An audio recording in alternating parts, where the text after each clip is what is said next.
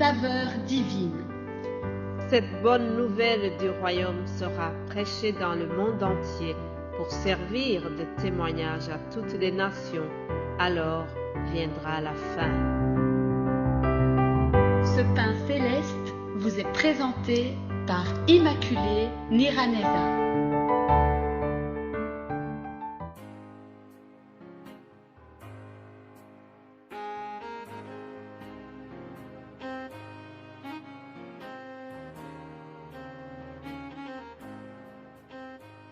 Shalom, shalom, peuple de Dieu, chers amis, auditeurs et auditrices qui écoutent l'émission Saveur divine. Que la paix de Christ soit avec vous. Je remercie le Seigneur qui me donne encore le souffle de vie aujourd'hui. Non pas que le diable a cessé d'agir et de me combattre, mais parce que Jésus-Christ qui est en moi est un héros. Jésus-Christ qui est en moi a gagné le combat. Alors, ensemble, je vous demande de le remercier avant toute autre chose. Rendons grâce au Seigneur, c'est celui-là qui nous donne la vie. C'est celui qui m'utilise encore malgré les attaques de l'ennemi. Mais je tiens encore et je suis vraiment heureuse de pouvoir encore être utile dans le royaume de Dieu. Alléluia. Comme vous le savez, pendant la semaine ici, nous sommes en train de parler sur le psaume 34, verset 20 qui dit « Le malheur atteint souvent le juste, mais l'Éternel l'en délivre toujours. » Je vous ai déjà enseigné sur l'apôtre Paul.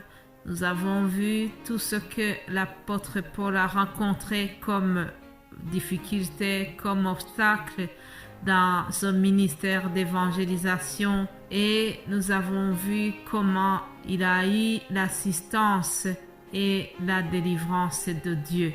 Aujourd'hui, je commence un autre personnage qui s'appelle Daniel et aujourd'hui je verrai juste une introduction. Nous verrons qui est Daniel et demain nous allons continuer pour voir comment il a bénéficié de l'assistance de Dieu, de la protection de Dieu dans tout ce qui lui est arrivé comme malheur. Mais avant de commencer le profil de Daniel, je voudrais vous rappeler que Jésus-Christ nous avait prévenus sur tout ce qui peut arriver aux chrétiens, aux gens qui sont justes, à tous ceux qui ont cru en lui. Jésus-Christ avait déjà prévenu que le monde va les détester. Lisons dans l'Évangile selon Jean 15 et nous verrons ce que Jésus a dit à propos de cela. Le titre c'est l'attitude du monde à l'égard des croyants en Christ. Alors Jésus dira à ses disciples les paroles suivantes. Verset 18. Si le monde vous hait, sachez qu'il m'a haï avant vous. Si vous étiez du monde, le monde aimerait ce qui est à lui. Mais parce que vous n'êtes pas du monde et que je vous ai choisi du milieu du monde, à cause de cela, le monde vous hait.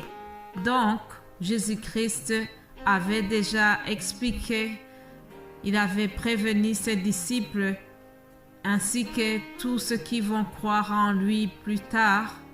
Il leur avait dit que le monde ne va pas nécessairement les aimer. Lorsque tu fais déjà le choix de suivre Jésus-Christ, à ce moment tu ouvres une guerre contre le diable. Et alors le diable utilise justement le monde autour de lui pour te combattre. C'est ce qui est arrivé à l'apôtre Paul et à Daniel. Lisons ce qui concerne Daniel. Comme je vous ai déjà dit, ça sera juste une introduction, puis nous allons continuer demain. Lisons dans le livre de Daniel, au premier chapitre. Ici, nous voyons déjà qui est Daniel et comment il a été déporté de Jérusalem jusqu'à Babylone. Lisons au premier chapitre la conquête de Jérusalem. La 3e année du règne de Joachim, roi de Juda, Nebuchadnezzar, roi de Babylone, marcha contre Jérusalem et l'assiégea. Le Seigneur livra entre ses mains Joachim, roi de Juda, et une partie des ustensiles de la maison de Dieu. Nebuchadnezzar, emportant les ustensiles au pays de Shinéar dans la maison de son Dieu. Il les mit dans la maison du trésor de son Dieu. Le roi donna l'ordre à Ashkenaz, chef des eunuques, d'amener quelques-uns des enfants d'Israël de race royale ou de famille noble, de jeunes garçons sans défaut corporel, beaux de figure, doués de sagesse, d'intelligence et d'instruction, capables de servir dans le palais du roi et à qui l'on enseignerait les lettres et la langue des Chaldéens. Le roi leur assigna pour chaque jour une portion des mets de sa table et du vin dont ils buvaient, voulant les élever pendant 3 années, au bout desquelles ils seraient au service du roi. Il y avait parmi eux, d'entre les enfants de Juda, Daniel, Anania, Michaël et Azaria. Le chef des eunuques leur donnant des noms, à Daniel celui de Belchazzar, Anania celui de Shadrach et Michaël celui de Meshach et Azaria celui de Abednego. Alors au verset 8, c'est celui-là qui nous intéresse beaucoup. Au verset 8 du premier chapitre, je lis ceci. Daniel résolut de ne pas se souiller par les mets du roi et par le vin dont le roi buvait, et il pria le chef des eunuques de ne pas l'obliger à se souiller. Dieu fit trouver à Daniel faveur et grâce devant le chef des eunuques. Alléluia.